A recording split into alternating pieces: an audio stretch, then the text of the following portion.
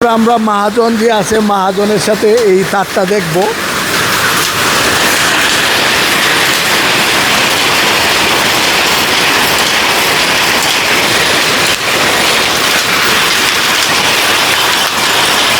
শাড়ি দেখাও কিভাবে বলতেছে, একদম কাছে দেখাও। এই যে শাড়ি তৈরি হচ্ছে, এটা আরেকটা কালার। দেখো এটা খুব সুন্দর না কালারটা, অনেক সুন্দর একটা কালার। এই যে এদিকে দেখো অনেক সুন্দর একটা কালার।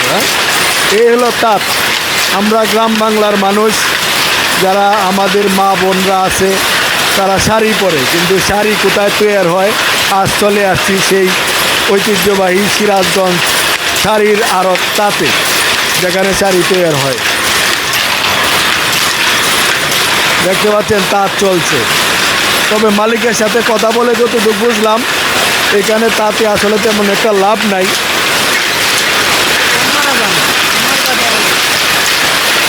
আমরা একটু ভিতরে যাই।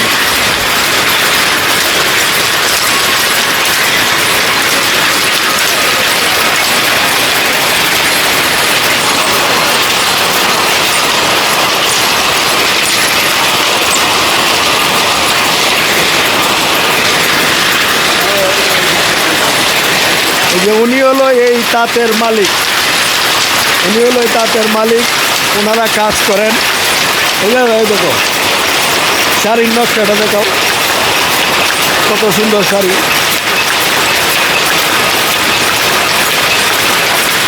এই শাড়ির নাম কি? শাড়ির নাম তো শাড়ির নাম কি? এই শাড়িটার নাম কি? এই শাড়িটার নাম হলো কাতান শাড়ি। কাতান শাড়ির বাচ্চা, মানে আমাদের ছোটো বাচ্চা ছেলে নিয়ে আছে যে এটাই ব্যবহার করে। ধরেন গায়ে হলুদ আছে, আবার এই যে 16 ডিসেম্বর আছে, 21শে ফেব্রুয়ারি আছে, এই শাড়ি বাচ্চা মানুষ ব্যবহার করে। ও আচ্ছা, বাচ্চাদের শাড়ি, বাচ্চা মেয়েরা যে গায়ে হলুদ বা বিভিন্ন অনুষ্ঠানে পরে ওদের জন্য এই শাড়িগুলো তৈরি হইতেছে। তো খুব সুন্দর শাড়ি।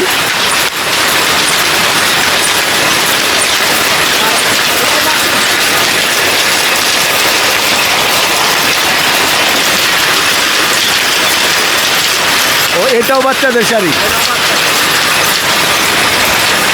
এটাও বাচ্চাদের শাড়ি। হ্যাঁ, বাচ্চা ছোট ছোট বাচ্চারা এই শাড়িগুলা পরে।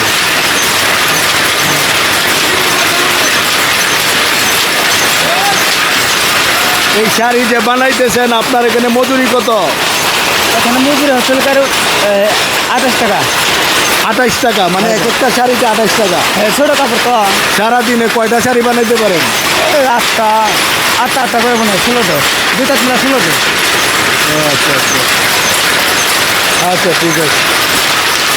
এই হলো তাদের মজুরি হলো 28 টাকা, ছোটো শাড়ি, বাচ্চাদের শাড়ি।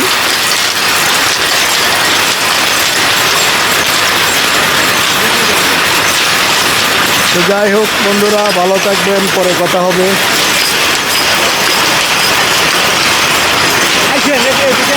ইনশাল্লাহ ইনশাল্লাহ।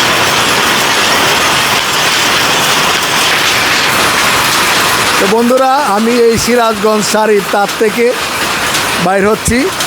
এই হলো সিরাজগঞ্জ তাঁতের গল্প কাহিনী। এখানে সুতা তৈরি হইতেছে, সুতা এই যে সুতা তৈরি হইতেছে। এই যে দেখতে পাচ্ছেন এখানে সুতা তৈরি হচ্ছে, সুতা শাড়ি যে বানাচ্ছে ওই শাড়ির সুতাগুলো এখানে তৈরি হয়, ববিন হয়। এই যে ববিনগুলো দেখাও, এই যে ববিন হচ্ছে সুতার। হ্যাঁ, বিভিন্ন কালারের ববিনগুলো হচ্ছে, এখান থেকে এই ববিনগুলো তৈরি করা হয়, বিভিন্ন কালারের সুতা তৈরি করা হয়। তারপরে এই যে শাড়ি দেখাও, শাড়ি এই যে আমরা শাড়ি বানিয়ে রাখছে, এগুলা দেখতে অলরেডি বাড়ির ভিতরেই চলে আসলাম। এই যে শাড়ি, কত সুন্দর শাড়ি দেখতে পাচ্ছেন। এই যে কত শাড়ি বানিয়ে রাখছে, এই যে দেখাও শাড়িগুলো। এই যে শাড়ি, বিভিন্ন কালারের সুন্দর সুন্দর শাড়ি, এরকম বান্ডেল করে পরে বিক্রি করা হয়। এই যে একটা বান্ডেলে কয়টা আছে ভাই? 10 পিস। একটা বান্ডেলে 10 পিস শাড়ি আছে, 10 পিস শাড়ি কয় টাকা দাম? এটা তো এখন বর্তমান বাজার মূল্য 2000 টাকা বেশি। 2000 টাকা 10টা শাড়ির দাম। 10টা শাড়ি এখন এই 10টা শাড়িতে আপনার মিনিমাম খরচ হয়েছে কত?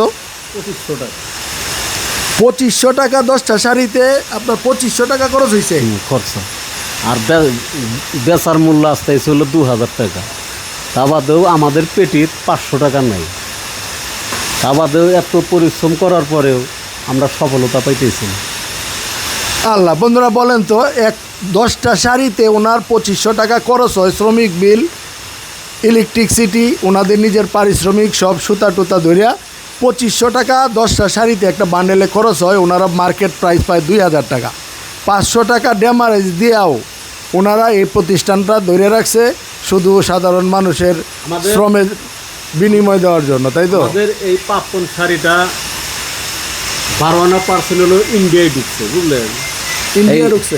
ইন্ডিয়া এই 5 আগস্ট আমাদের জননেত্রী শেখ হাসিনা যাওয়ার পূর্বে বর্ডার বন্ধ করে দেওয়ার পরে আমাদের এই মালটার ইন্ডিয়ায় ঢোকে। আমরা অতি ক্ষতিগ্রস্তর ভিতরে আছি। যখন হাসিনা সরকার আসলো তখন আমাদের ইন্ডিয়ার সাথে ব্যবসাটা শেয়ার আসলো, বুঝলেন? তা বাদে আর আমাদের এই মাল আর ইন্ডিয়ার ব্যাপারে যোগাযোগও করতেছে না, আর মাল ঢুকতেছে না। 12 আনা মাল আগে ইন্ডিয়ায় ঢুকছে আমাদের এই পাপ্পন শাড়ি, এখন আর ঢোকে না।